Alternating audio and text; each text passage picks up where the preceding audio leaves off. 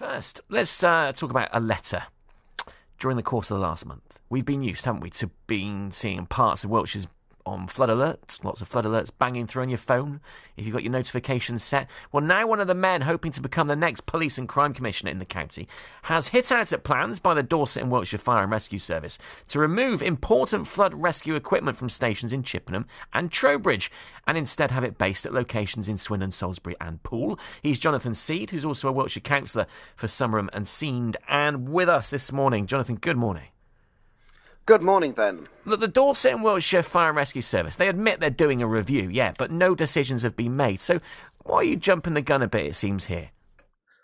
Well, I don't think I am jumping the gun. I've read in detail the report that the Fire and Rescue Service have produced suggesting the removal of the technical rescue equipment, and that means flood rescue equipment from the areas that support the River Avon Basin.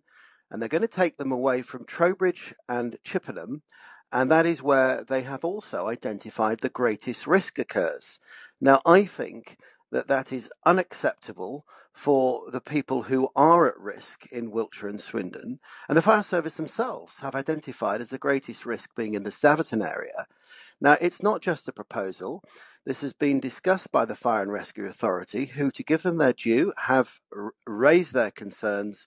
But the Chief Fire Officer has just turned around and said, actually, that's an operational decision, it's his decision, and that he's not taking any notice of the Fire and Rescue Authority. And they're going to go ahead and remove this equipment, which is critical for flood rescue in that area, and relocate it, changing the response time from 4 minutes to 60 minutes. If you look at it slightly differently, though, Jonathon, if I can just jump in, I mean, you say, taken away and removing, but now that they are a Dorset and Wiltshire Fire and Rescue Service, what they're doing simply is rearranging, isn't it? Just moving it to make sure that everyone in the county is fairly close to getting what they need. Well, it's not a question of everyone in the county being fairly close to getting what they need, because flood risk, as I've found in the 10 years that I've been working in it, actually is concentrated where floods occur, not where it happens to be convenient to locate equipment. And if I'm elected as Police and Crime Commissioner, I do not want to see police officers being put at risk while they wait additional time, which could have been avoided, for flood rescue equipment to appear where people are in trouble in floods. Now, if I'm elected as Police and Crime Commissioner, I will try and take up my statutory seat on the Fire and Rescue Authority so that I can make these points to the Fire and Rescue Authority.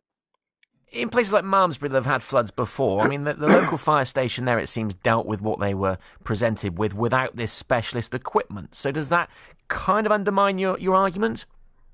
No, I have looked at the evidence provided by the Chief Fire Officer to the Fire and Rescue Authority, and they very clearly identify with stars on their maps where the greatest risk are and where all the call-outs have been, and they are very heavily concentrated in the River Avon Basin.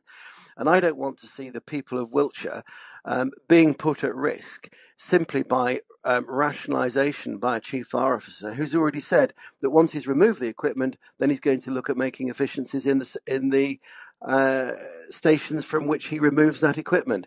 I want to see the people of Wiltshire properly protected, where the fire officers and the fire authority themselves identify the greatest risk, and that is in the River Avon Basin.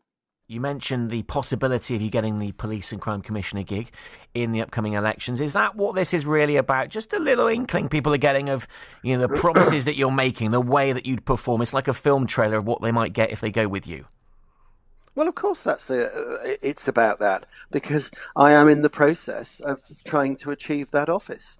And on the way, when issues like this come up, they are relevant to the Police and Crime Commissioner. They are relevant to the safety of police officers. They are relevant to the required collaboration of blue light services, and therefore it is inevitable that myself and other candidates will want to comment on these issues. And correct me if I'm wrong, because there will be gaps in knowledge of people's intelligence on what the Police and Crime Commissioner does still. But if in other parts of the country, the Police and Crime Commissioner has influence over the fire service. That would be the same in Wiltshire. You could still have a big say?